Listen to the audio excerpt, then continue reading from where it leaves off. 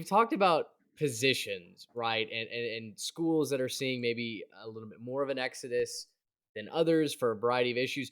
Are there certain teams that are going to benefit naturally from this process? Like when you look across the landscape, what are some of those hot spots where either we're seeing transfers be more willing to land, or we kind of lean towards them being destinations? So, three that I wrote down: Arizona State with Kenny Dillingham taking over, Oregon's offensive coordinator, he's going back home.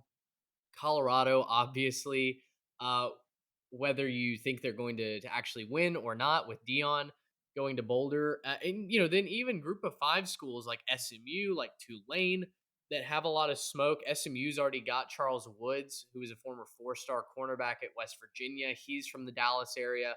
He's already shut it down. He entered the portal on the 5th. I think the next day committed to SMU. I know the Mustangs have a lot of interest from some national recruiting, or national recruits, I should say: California, Colorado, New Mexico, etc.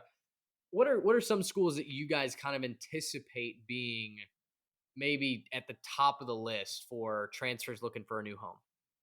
It's easy to say that it's just going to be the big dogs like Alabama, Ohio State, Clemson, but I mean, honestly, even if they get some of these higher profile transfers like they did the last cycle, they have the talented guys there anyways. It's not really necessarily changing much. I think the programs that you're going to see really benefit from this is, I mean, Ole Miss certainly has branded themselves as Transfer U, and they've really embraced that they might not compete with Alabama, some of the other schools in the SEC in high school recruiting, but they are going to be a transfer destination for elite transfer prospects. I'm also really interested to see if Cincinnati, Houston, and UCF see a bump this year as they're moving into the Big 12. I didn't lump BYU in there because obviously BYU has different admission standards, and I honestly don't know what their transfer process looks like. But those three, especially as they're making the jump from the G5 to the Big 12, could see a really nice bump this year.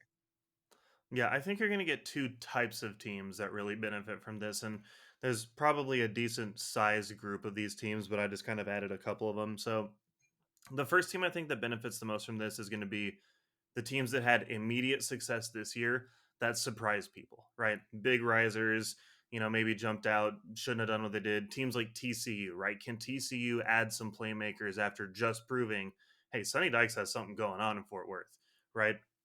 What about FSU, right? FSU kind of resurging a little bit from what their previous couple years have been, showing, hey, we can kind of be here to stay. And now that there's teams like Clemson or UNC that, they had more success this year, but maybe don't look as convincing. What about us, right? What about teams like Utah or Michigan who they claim conference championships, right? They say, hey, I just won this. And like, are you going to pretend like that didn't happen? Michigan, for all things being said, back-to-back playoff appearances and not the roster you'd think that they would have from just an overall standpoint from the way that they rank on a total composite.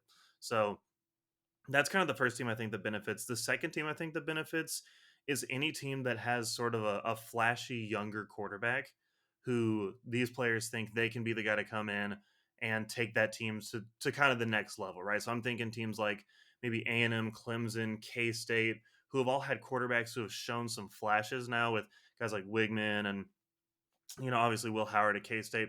I'm thinking about them and saying wide receivers are probably going to want to play for them, right? If they're showing that they can sling it around the field, you're probably going to see offensive linemen who want to block for guys who you can see like, oh, they can win. Defenses are going to want to play if the other offense is going to be able to do well.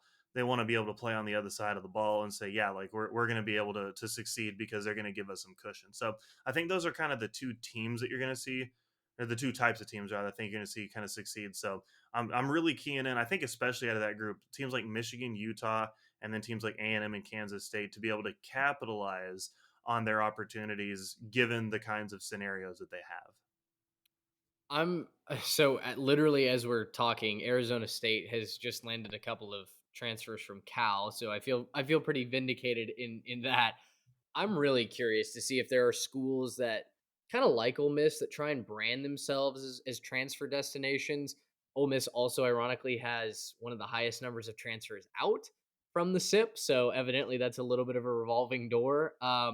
But That's the game you got to play, though, right? Like, exactly. if these are kids that weren't happy in their first destination, you got to run the risk that they might not be happy at their second either.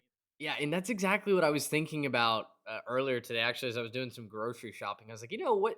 It's like well, there are all kinds of analogies that maybe I Where won't are we get into going with on this? on this podcast. Yeah, not gonna go there. You know what I'm talking about. You know where I'm going. Not gonna go there. But anyway, yeah, you do have to question if they're willing to kind of give their word and then break that commitment once. Like, what's to stop them from doing it again? Gracious, how about